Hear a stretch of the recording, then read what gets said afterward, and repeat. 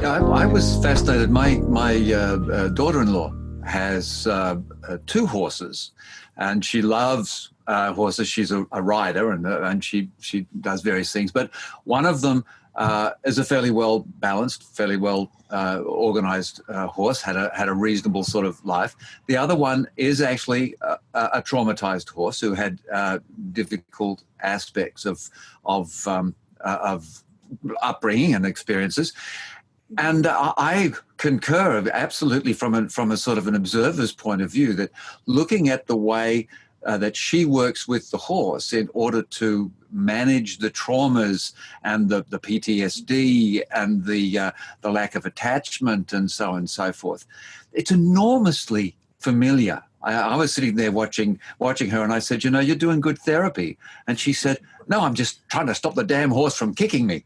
And but it really struck me. And so when Matt said you guys were coming on, I said, I know all about this, which is not true.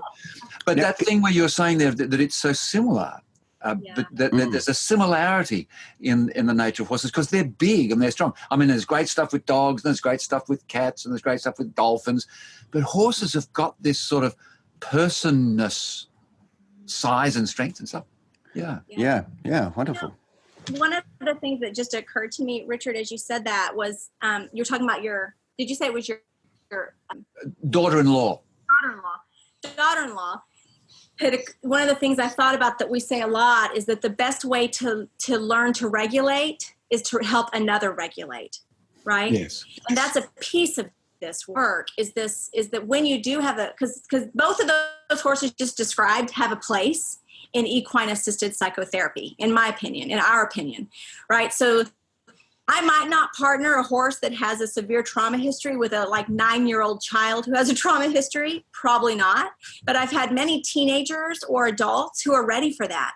And they start learning, how do I be the nervous system for this horse? Right? How do I help this horse to regulate by regulating myself and noticing my own somatic experience, right?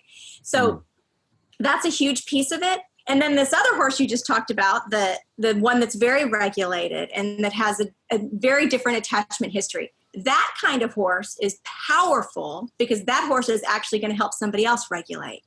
So this is there's sort of both ends of this. The other why horses, the answer I love that I've been kind of mulling over a lot of years is that one of the reasons I think horses are so powerful compared to other animals is because they can carry us. So in our model, we do groundwork where the people and horses are on the ground. And then we also do where the horse is carrying the person, and it's mounted work, right? So I say often the power in that is that we're helping our clients connect with the one who carries them.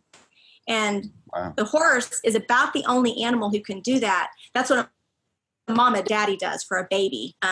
That the children are connecting with the one who carries them, right? And the caregiver is rocking and rhythmically carrying and moving, and then they're providing connection as well.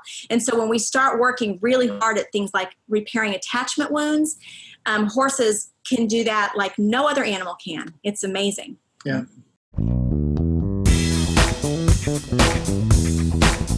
Well, if you want to know more about the science of psychotherapy, come across to our website, thescienceofpsychotherapy.com, and our podcast of the same name, and learn more about the science of you.